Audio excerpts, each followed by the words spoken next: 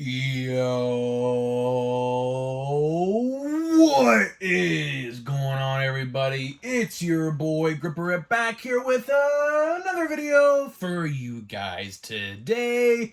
And in this video, we're going to be talking about Panini officially responds to the Fanatics lawsuit. Of course, if you guys haven't heard, Panini issued a lawsuit towards Fanatics slash Tops, and we're going to get all into it, and they released an official statement today that we're going to dissect piece by piece, it's actually a long statement, so this one's going to be not a lengthy video, but we're going to try to narrow this down to the best of our ability.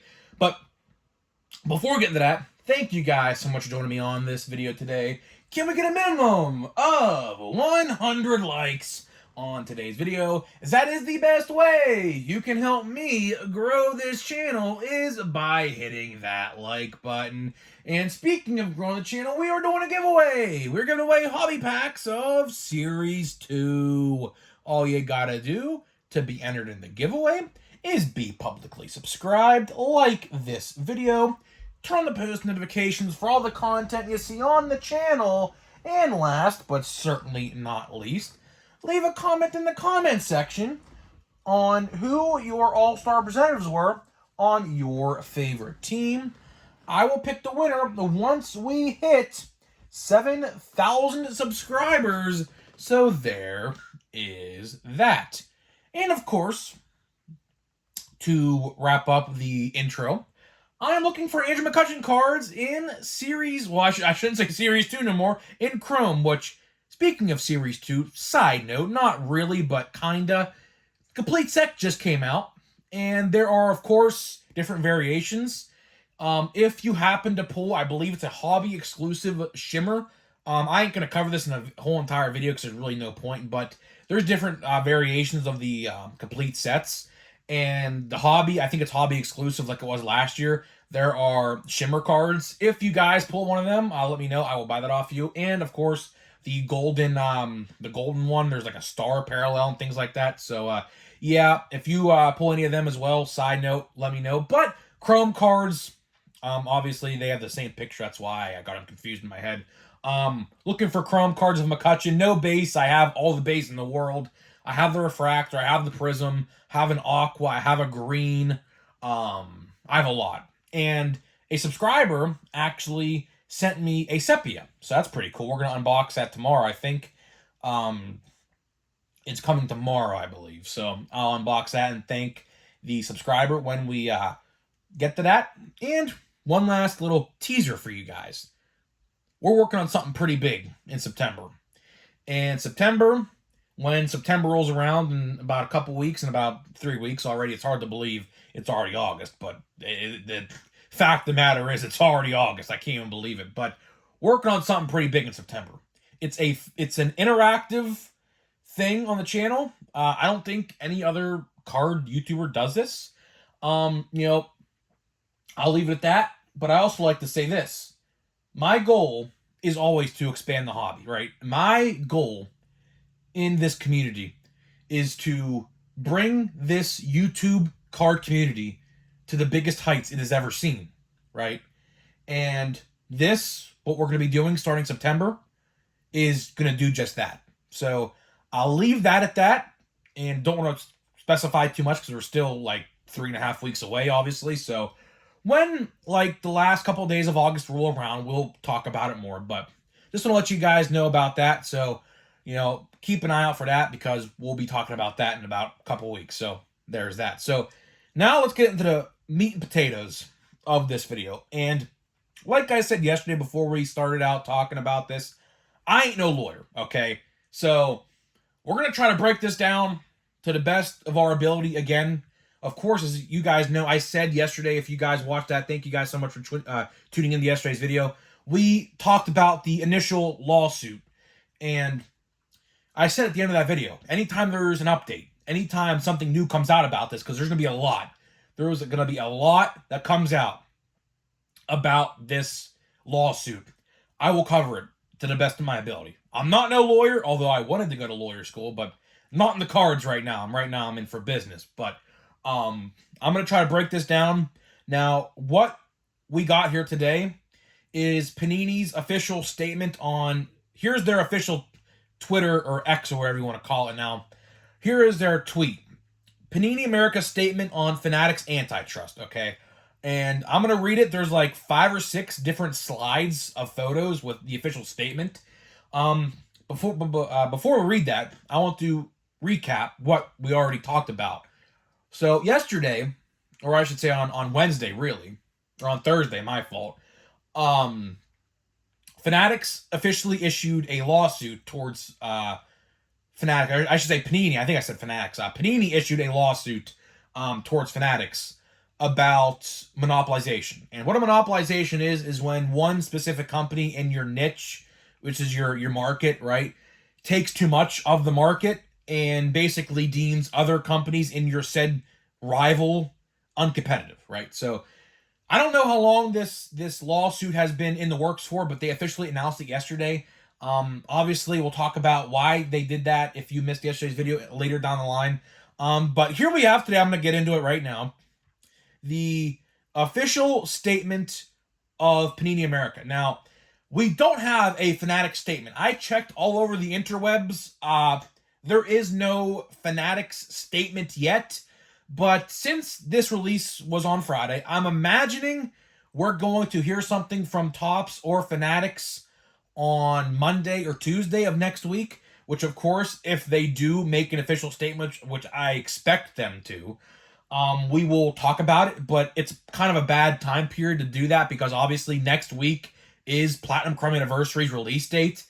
So Tuesday, we're going to do the top, or not the top, we'll do the watch before you buy on Tuesday and the top 10 or top 5 on Wednesday. So if they release an official statement, you probably won't hear about it from me for a couple days just because I have those videos scheduled for those days.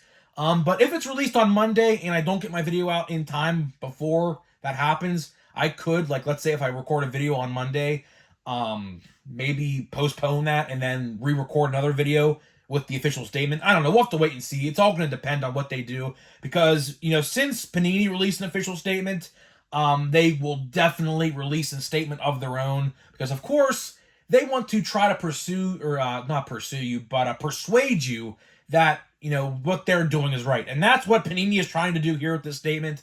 They're trying to convince us, the collectors, which we'll talk about these comments in a little bit in the comment section of this tweet because they are brutal. But we'll talk about that here in a minute or in a little bit. But yeah, so let's get right into it. I'm going to get my computer out here. I have my computer. The print is really small, so I have to put the computer right near my face, really.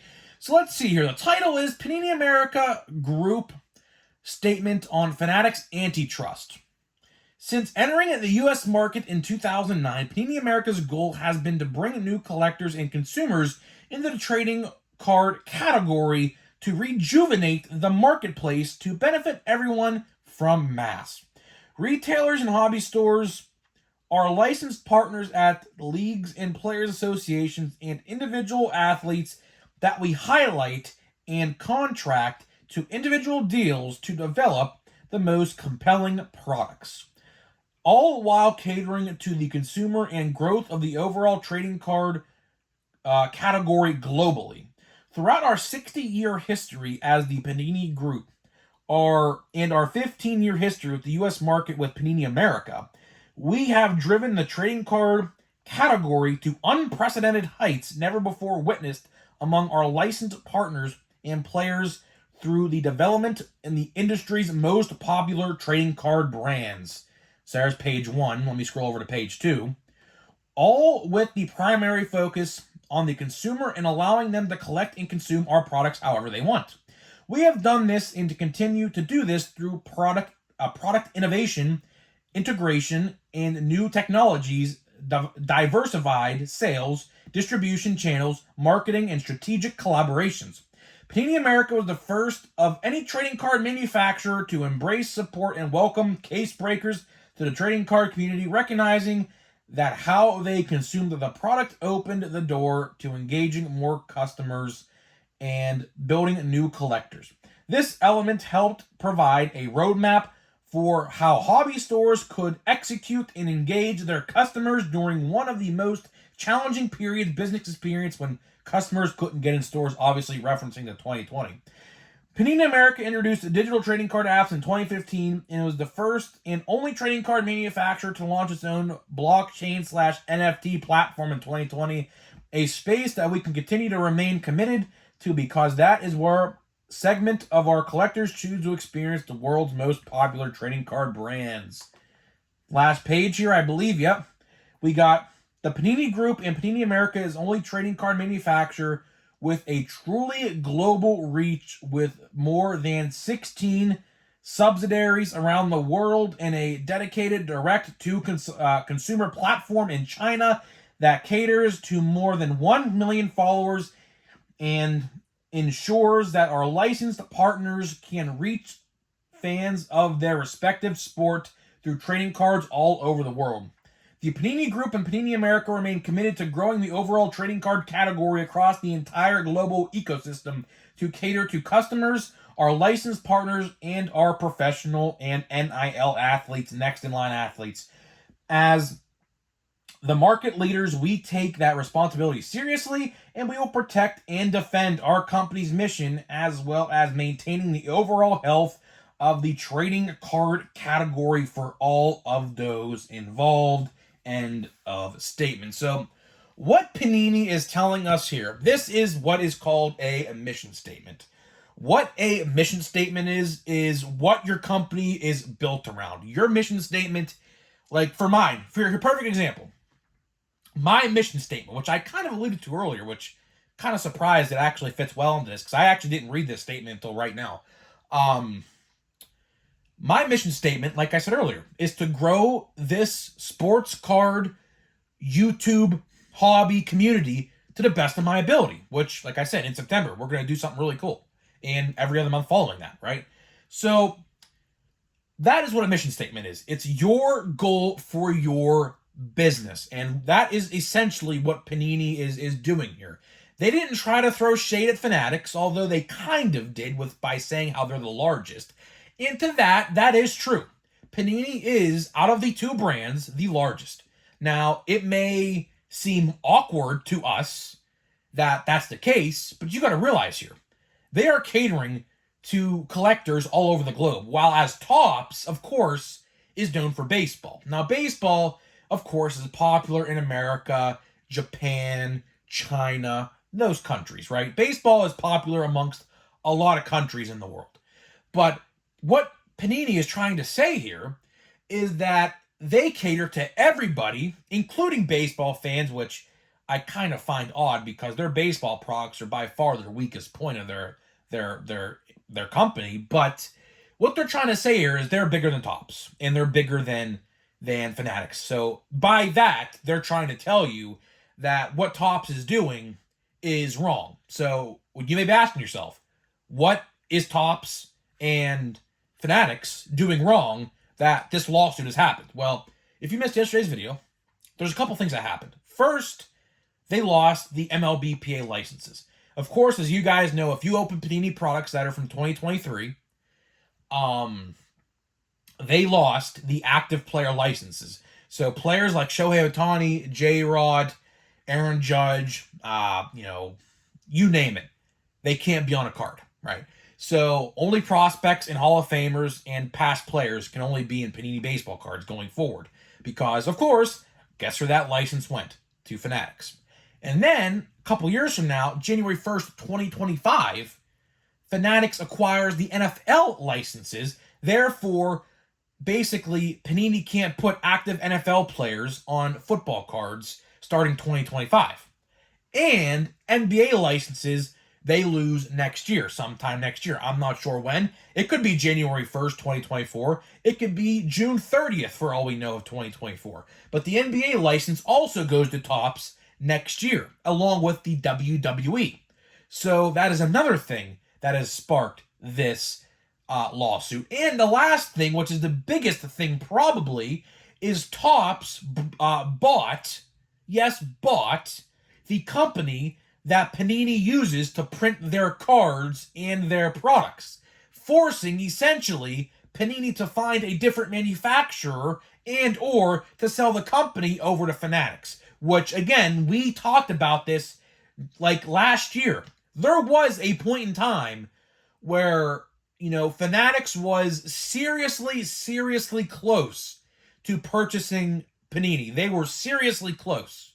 Like, I mean, within grasp of doing it. But somehow, some way, Panini stopped that from happening. They found a new card printing manufacturer or something like that, so that didn't happen. But let's say if they didn't find a card printing manufacturer that basically Fanatics stole from them, essentially, they would have been out of business, because obviously who would have printed their cards? It's hard to understand from a outsider's perspective. That's why I'm trying to really engage the best as I can with this. So sorry if I'm all over the place, but trying my best, man. Like I said, I'm not no lawyer. A lawyer could probably dissect this statement a million different ways and charge you $500 to do it, obviously, but I'm not a lawyer, so, I'm trying my best here, but like I said in the open, I do expect Topps to, or Fanatics, whatever you want to call them, all the same thing, really. I do expect them to make a statement next week, because what Panini said today, basically is trying to persuade you and convince you that they are the biggest card company in the world. Therefore, what Topps did should be held accountable in a court of law. That is essentially what they're trying to tell you here. Now, like I said, there's always two sides of the story. So we heard Panini's side of the story. Next week, I assume, or maybe they won't even say anything at all, which I doubt they will. They'll definitely say something. It's very strange for one company to do something and not have the other side of the story. So next week, I imagine, probably on Monday, since they don't work weekends, maybe they do. Hey, we might have a statement tomorrow for all we know. And Sunday's video, we could talk about a statement, but if it's urgent enough, they'll do that. But I don't think it's that urgent enough to the point where they'll do that. We'll probably see a statement on Monday regarding this and what their side of the story is. So I'm imagining next week on Monday or Tuesday, we will get a mission statement from them, essentially saying what they're doing and how they should do what they're doing to Panini. But the last thing I want to highlight here is these comments under this tweet, because this tweet is actually getting a lot of steam and a lot of hate from Panini, and a lot of people even pointed this out in my comments in yesterday's video. They have a lot of redemptions that are years upon years old, right? And a lot of people under this tweet, like, this is how bad it's getting, right? They are hiding tweets. So what that means, or on X or whatever you want to call it, a post or whatever you want to call it now. So if someone comments something that the poster doesn't like, they can hide the tweet. So that way you have to scroll all the way to the bottom of the comment section to read it. And there's a lot of things. I'm going to try to get to it, but there's a lot of comments here. Like, for example, can I get my Justin Fields redemption? It's been well over 2 years, and we're all knowing that you've had him signed for a couple times in the last 6 months. So, things like that, right? So, like, there is a lot of stuff here. If you want to read the comments for yourself, I urge you to go to the official Panini Twitter account to read them for yourself. There's a lot. We could do a whole video discussing these comments if we really wanted to. Basically, the gist of it is, like, where's my redemption? Where's my redemption? And they're like, people in my comment section yesterday were like, well, they should get sued for redemptions. And funny you bring that up, because last year there was a lawsuit. There was. I don't know what happened to it. I think it may have gotten thrown out in court, because I haven't heard anything about it since. But there was a lawsuit issued to both Topps and Panini that redemptions are, I guess, some sort of like gambling or something along the lines of that. I don't know what the official lawsuit talked about with that, but we haven't heard anything about it since, so I imagine it probably got thrown out in court. But to talk about this lawsuit, this one will not get thrown out in court. Like I said in yesterday's video, this case will probably reach the Supreme Court. And of course, you guys know, if you're not from America, which 99% of my viewers are, the Supreme Court is the largest judicial system in America. So there's a good chance, because this is the kind of stuff that they take. Now, they could choose not to take this case. That's what happens. Like, they pick and choose what cases to take. This case, I probably tell you they will take.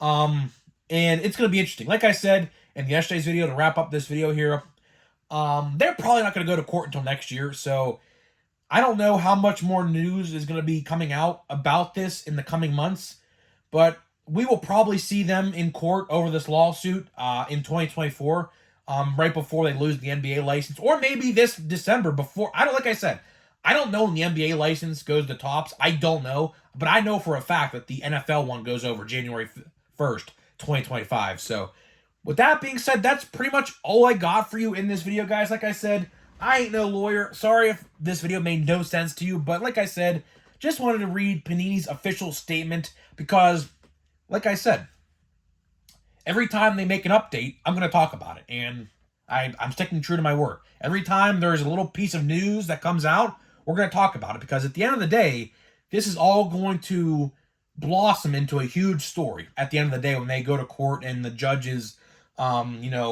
try to figure out what to do with this monopolization. Like I said, there's a very real possibility Topps loses big time in this, and Panini not only retains the NFL and NBA licenses, but they get the NBA, or not the NBA, the MLB license back, and maybe if the judge just so deems necessary, they also get the MLB license split with Topps, so that way they can produce cards with logos on them too. I don't know. But honestly, as a consumer and as a baseball card collector myself, of course, as you guys are too, I wouldn't be opposed to the fact if that just so happens. If there's a scenario where the MLB license goes over, split 50-50 or whatever they do with Topps, and they could put logos on their cards, honestly, I wouldn't be against that because that's more cards that I could buy and review. Because right now, of course, as a lot of you guys probably feel the same way, I don't buy Panini baseball cards no more. I don't. I used to, but since there's no active players, I don't really care. I just don't care for them. So we're going to pack your Chrome and wrap this video up. So it's definitely an interesting time. Like next year might be the most interesting baseball card year of all time. It might be. I mean, we have a stacked checklist next year for 2024 already.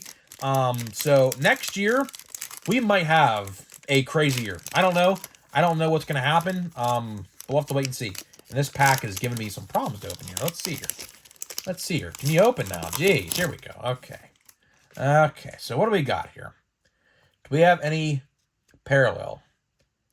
Looks like we have a refractor. So that's cool. Another refractor. Cool. So we have Starling Marte. We have Oscar Gonzalez rookie card. We have a Nick Castellanos card. And last but not least, slow reveal, Vinny Pasquantino. You know what? That's cool. I like this. Good card. Good card in my eyes. Now, he's out the rest of the year with, I think he like a torn like shoulder or something, like a labrum or something. I don't know. But he's out the rest of the year. But I'll take that. That's pretty cool. I'll put that in a top loader as soon as this video goes off the air. So that's pretty cool. I like that. I'm a big Vinny guy. I think he's going to do wonders for that team when they get off their feet. They're like second to worst in the American League, of course, in front of the Oakland Athletics. But that's pretty cool. I like that. I like that. He's a good player. He's a good player. A lot of people don't understand how good and how much potential he has because obviously he hasn't played much yet in his career. But he has a lot of potential, and I think that's a good card. I like that card. So, guys, let me know what you think. Like I said, sorry for all the legal talk, but that's what these videos call for. So anytime we talk about this stuff, there's going to be legal discussion because that's what this is. So, guys, let me know what you think, and I'll see you guys in the next video.